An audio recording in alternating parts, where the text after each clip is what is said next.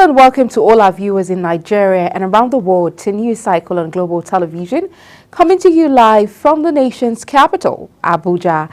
I'm Queen Agaba. A quick reminder that Global Television is on DSTV channel 365 and free to air on Nigecomsat.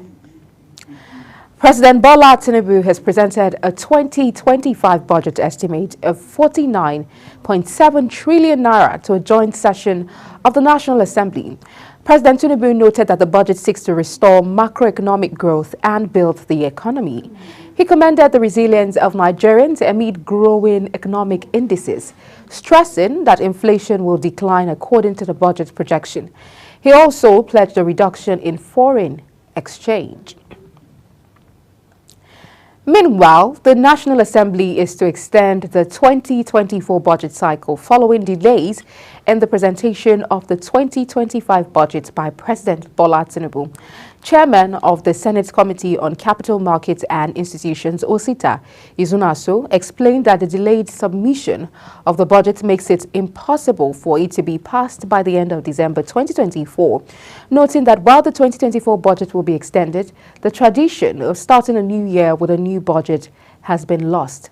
Izuna Aso stated that the 2025 budget, due to the late submission, will not be passed before the year ends, adding that while the late submission was unfortunate, it was not a major issue though it did disrupt the regular budget cycle. The Senate President, Godswill Akpabio, has warned ministers to respect invitations from the National Assembly anytime they are called upon. The President made this known when President Bola Tinubu presented the 2025 budget estimate of 47.9 trillion naira before the National Assembly. Akpabio says such ministers have no place in the country's democracy, and their failure to appear means the Assembly will use its constitutional powers against them. He stressed that the National Assembly has the right to invite ministers to come and defend the allocation given to them and their ministries. In a bid to address the pressing issues of unemployment and skill acquisition in Nigeria, the Progressive Institute of the All Progressives Congress, APC, has organized a three-day national conference in Abuja. The conference, which kicked off on Tuesday, has brought together stakeholders from various sectors to discuss ways of empowering the nation's youth. Global Television brings you the details. Well, we'll bring you that report subsequently. President Bola Tinubu has approved the reconstitution of the executive management of 12 river basin development authorities under the Ministry of Water Resources. Tinubu's special advisor on information and strategy, Bayo Onanuga, revealed this in a statement. President Tinubu expects the appointees to use their wealth of experience to bolster the efficiency of the organizations in line with the administration's commitment to bettering the lives of citizens. The National Agency for Food and Drugs Administration and Control, NAFDAC, has alerted the public to the sales and distribution of counterfeit Paludex tablets and suspensions across Nigeria.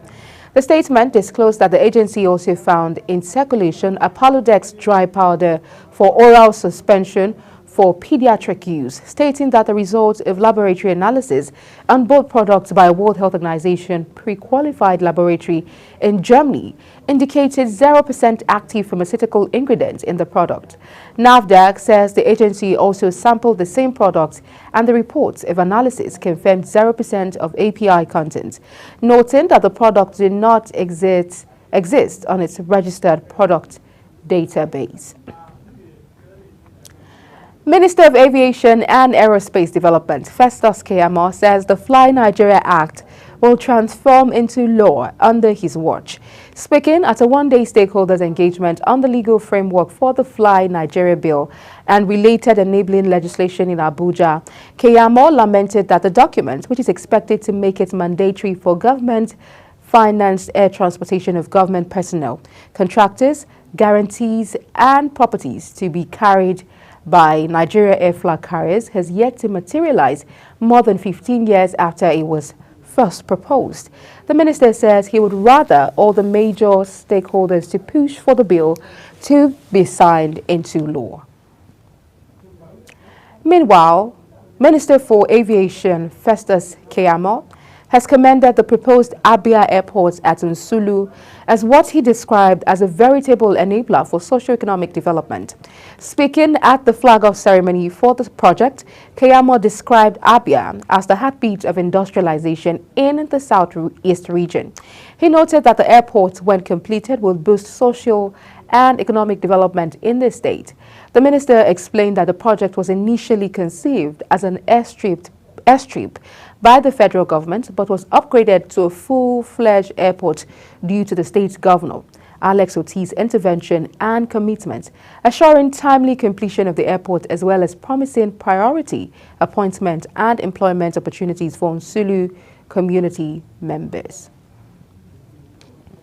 In a related development, no fewer than 13 communities in Nsulu, Isiala, Ngwa North local government area of Abia State have protested the proposed siting of Abia Airport in their villages.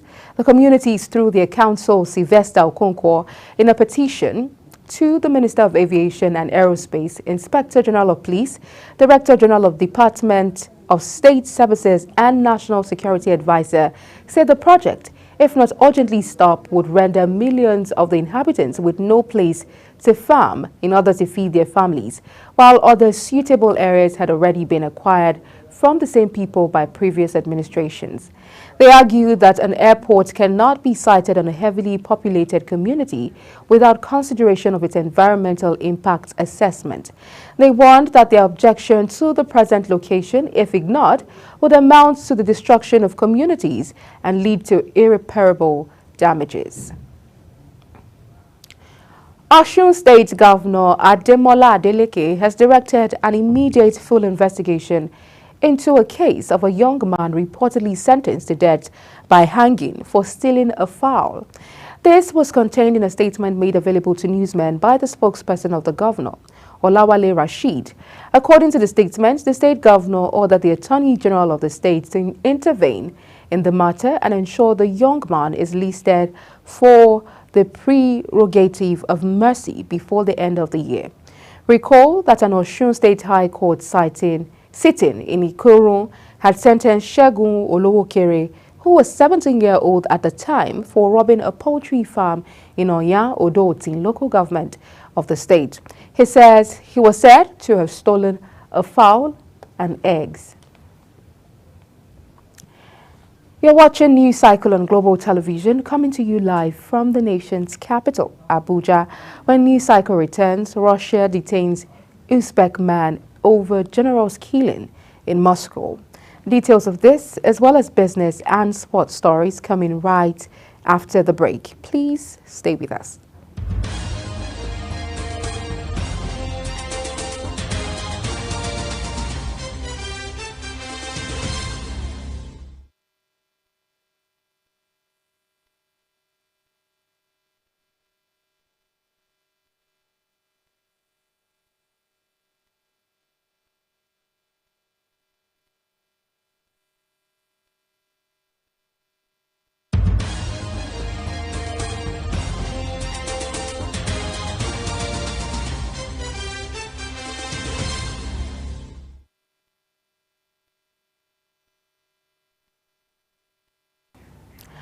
In a bid to address the pressing issues of unemployment and skill acquisition in Nigeria, the Progressive Institute of the All Progressives Congress, APC, has organized a 3-day national conference in Abuja.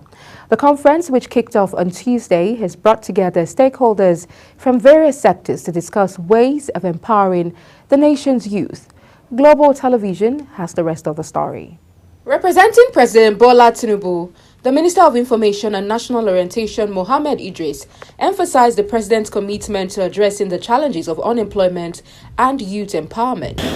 A major focus of my government is to address the problem of unemployment, especially among our youth, through several innovations and interventions that will make our youth globally competitive while also upskilling them to address the observable gaps that we have locally. Speaking at the conference, APC National Chairman Dr. Abdullahi Ganduje emphasized the need for urgent reforms in education, healthcare, and protection from violence to secure a better future for young people. This conference should be considered as an unprecedented attempt by our party organ to constructively contribute to the government policy efforts to address a major national challenge. It is indeed policy-driven conference, and we shall forward its outcome to Mr. President. We hope that the government. The conference featured a lineup of expert speakers and panel discussions focused on topics such as skill acquisition, entrepreneurship, and innovation. Participants include youth leaders, entrepreneurs, and representatives from government and civil society organizations. As the conference continues, it is expected to provide a platform for young people to share their ideas and perspectives on how to drive economic growth and development in Nigeria. Queen Agaba reporting for Global Television News.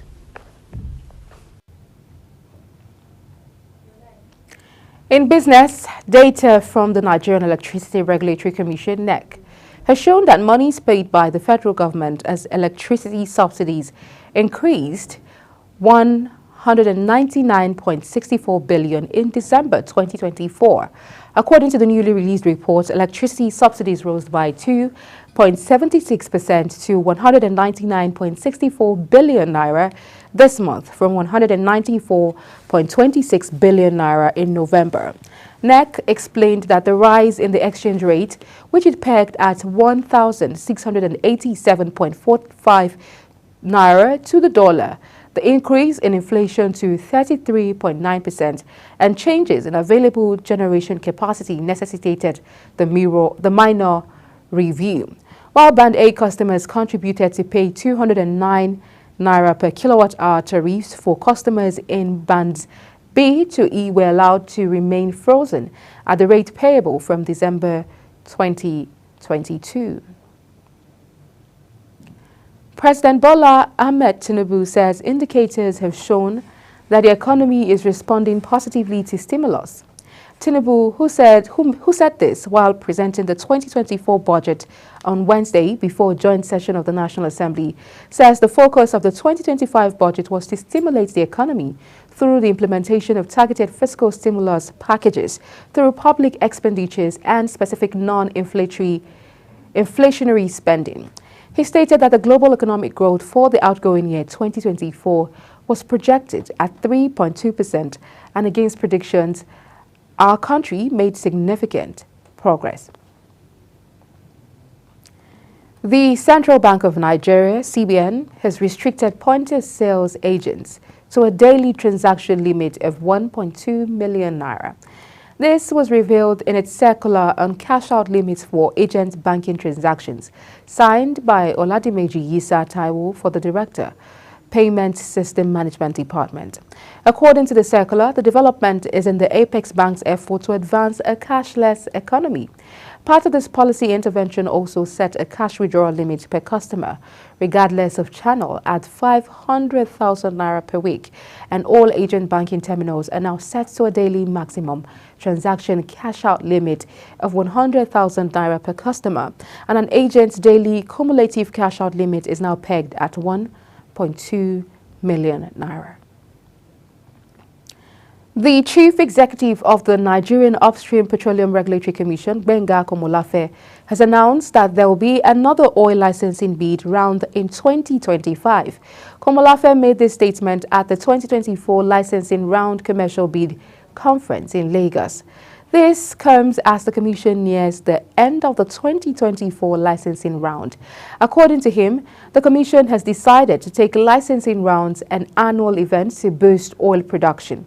Komolafe says the 2025 round would focus on unexplored assets.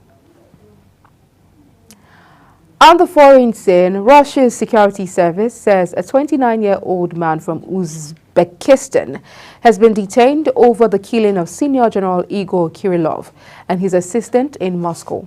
Lieutenant General Igor Kirillov, head of the Radiation, Chemical and Biological Protection Forces, was outside a residential block early on Tuesday when an explosive device hidden in a scooter was detonated remotely. According to the state media agencies, the Russian Security Service says the unarmed suspect was recruited by Ukrainian intelligence. Meanwhile, the Ukraine Security Service has already claimed it was behind the killing. The death toll from Cyclone Chido in Mozambique has risen from 11 to 45. The National Institute of Risk and Disaster Management made the announcement, saying initial figures released show the cyclone had claimed 34 lives after making landfall in Mozambique. In its updated toll, the center says 38 people were killed in Cabo Delgado, 4 in Nampula province and 3 in Niassa, further inland. 1 person was missing. The center says nearly 500 people were reported injured by the cyclone, which brought winds of around 260 kilometers an hour and heavy rainfall of around 250 millimeters in 24 hours. Meanwhile, a preliminary study by scientists studying the link between global warming and tropical storms has shown that climate change intensified Cyclone Chido as it barreled toward the Indian Ocean archipelago of Mayotte. According to the assessment by Imperial College London, also estimated that cyclones of Chido strength were 40% more likely in the warmer climate of 2024 compared to pre-industrial times. Classified as a Category 4 storm, the second highest on a 5-point scale, Cyclone Chido crossed the small archipelago where about 1/3 of the populations live in makeshift housing. In sports, Manchester United manager Ruben Amorim says he wants to keep Marcus Rashford in his squad after the local hero suggested he could leave Old Trafford for a new challenge. The 27-year-old, who was left out of last weekend's derby against Manchester City, came through United's youth ranks and has chalked up 138 goals in 426 appearances for the club since making his debut in 2016. However, he has struggled for form over the last 18 months, losing his place in England's squad for the Euros in the summer. Amorim's bold decision to leave out the forward against City was followed by Rashford's interview with British journalist Henry Winter on social media on Tuesday, in which the forward revealed he was ready to end his 20-year association with United. Red Bull Salzburg has appointed German Thomas Lesch as the new head coach. The club made the announcement 2 days after sacking Pep Lijnders over unsatisfactory performances. The Australian club says in a statement, Lesch, 56, had signed a contract running until June 30th, 2027. Lesch previously coached the under-16 and under-18 teams of the Red Bull Football Academy and Salzburg's UEFA Youth League team. Lijnders, former assistant, and Jurgen Klopp at Liverpool was sacked, with the club currently lounging in 5th place in the Australian Bundesliga, 10 points behind leader Sturm Graz. And that's it on the news cycle, and it came to you live from the nation's capital, Abuja. A quick reminder that Global Television is on DSTV channel 365, on Star Times channel 276, and free to air on Nightcomsat. Kindly follow us across all social media platforms using @GlobalTVNG and other handles now showing on your screen. I'm Queen Agaba. Thank you for watching and see you again.